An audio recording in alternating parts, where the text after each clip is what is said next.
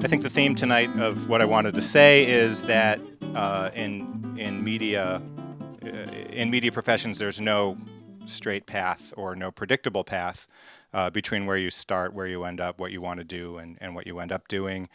I'm not actually a journalist. I really consider myself a TV producer working in cable news, but it's a journalistic environment.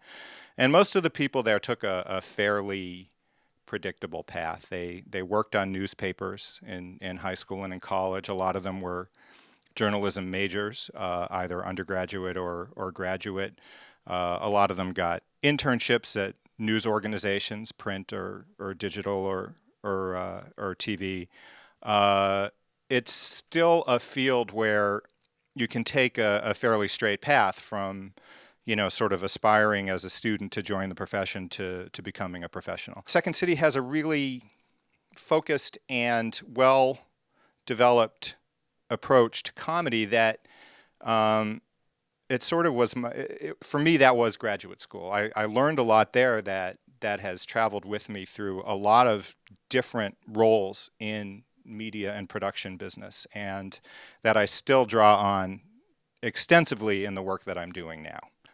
There was a lot of resistance in the cable business to letting the channel sort of establish itself, and so what we were trying to do then was get noticed outside of TV, like not to just be a TV network, but to become something bigger in the culture. And so what I did there was I initiated the idea of using politics and news as a basis for comedy. And so I worked with people like Penn and Teller. I worked with Al Franken and Dennis Miller on some of the early political coverage that ended up sort of rolling into what's now The Daily Show and the Larry Wilmore, became the Colbert Report, and now Larry Wilmore, the political franchise that Comedy Central built.